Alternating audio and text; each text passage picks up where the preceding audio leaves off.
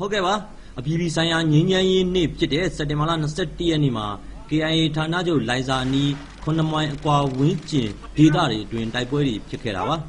အပြည်ပြည်ဆိုင်ရာငြိမ်းချမ်းရေးနေ့မှာပဲဒီဘိုဌာနချုပ်နဲ့မဝေးတဲ့9မိုင်ဝန်းကျင်မှာ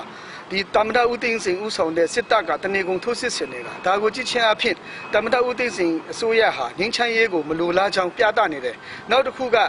ပြည်တွင်းထဲမှာလည်းပဲဒီပြည်လုံးအပြည့်ရဲ့ဆိုတဲ့ခေါင်းစဉ်နဲ့လူမှုအဖွဲ့အစည်းအသီးသီးကဥဆောင်မှလှုပ်ရှားမှုကိုတားမြစ်ခြင်းခံနေရတယ်ဒါတွေကိုကြည့်ချင်းအဖြစ်ဒီကနေ့အစိုးရဟာငြိမ်းချမ်းရေးဖော်ဆောင်မှုကိုငြိမ်းချမ်းရေးကိုမလိုလားဘူးဆိုတာတွေ့နေရပါတယ်ဟုတ်ကဲ့ပါနော်ဒီစီတန်းလည်းလည်းစုဝေးဖို့ဟုတ်ကဲ့ပါဒီလိုရှိရငါပြင်တယ်ဟုတ်ကဲ့ပါဘလို့ရတယ်ကွန်မြူနတီဟုတ်ကဲ့ပါဟုတ်ပြည့်မယ်နော်ဟုတ်ကဲ့ဒါကြောင့်မလို့ဒီလိုဒီလာတိုင်းဆိုဥပဒေနဲ့ရှိရဲတယ်ဟုတ်ကဲ့ပါဒီလိုဒီစုခံပြီးဟုတ်ကဲ့ပါရက်တာရက်ဟုတ်ကဲ့အဲ့တော့ကျွန်တော်တို့အနေနဲ့ကလည်းကျွန်တော်တို့ဒီနေ့ထိလည်းကချင်ပြည်နယ်ဖားကန့်ဒေသနဲ့ကချင်နယ်မြေတခြားဒေသတွေမှာတိုက်ပွဲတွေဖြစ်နေသေးပဲလို့ဆိုပါတယ်ပြည်သူ့ငြိမ်းချမ်းရေးဖော်ဆောင်နေတဲ့အပေါ်မှာလည်းပဲသူတို့ကမလိုလားဘဲနဲ့အဲ့ဒါလိုအတူတချောင်းမှမရှိတဲ့ပြည်သူလူထုတွေကိုအတရားဓမ္မနဲ့တော့ကျွန်တော်တို့တားမြစ်တယ်ဆိုတာကျွန်တော်တို့ကြားရတယ်ဒါစိတ်မကောင်းပါဘူးဒါဟာဒီကနေ့တမဒဦးသိန်းစိန်ဦးဆောင်တဲ့အစိုးရဟာငြိမ်းချမ်းရေးမလိုလားဘူးဆိုတဲ့သဘောကိုဖော်ဆောင်နေတယ်လို့ကျွန်တော်တို့မြင်ပါတယ်ဒီတိုက်ပွဲတွေ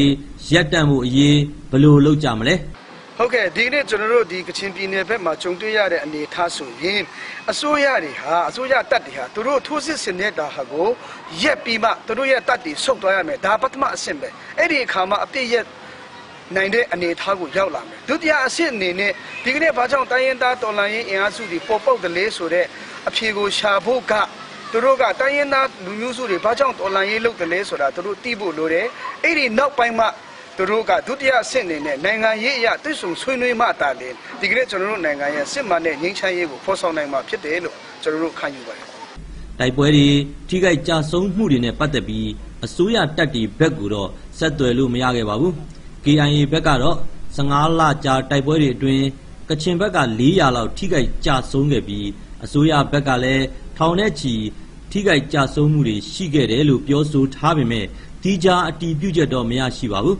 စစ်ပွဲတွေကနေထွက်ပြေးသွားခဲ့ကြတဲ့ဒုက္ခသည်တွေကလည်း9000ကျော်တသိန်းဝန်းကျင်ရှိနေပြီလို့ကချင်ဒုက္ခသည်ကယ်ဆယ်ရေးအဖွဲ့စည်ရင်းတွေအရသိရပါတယ်ကျွန်တော်မောင်တူပါ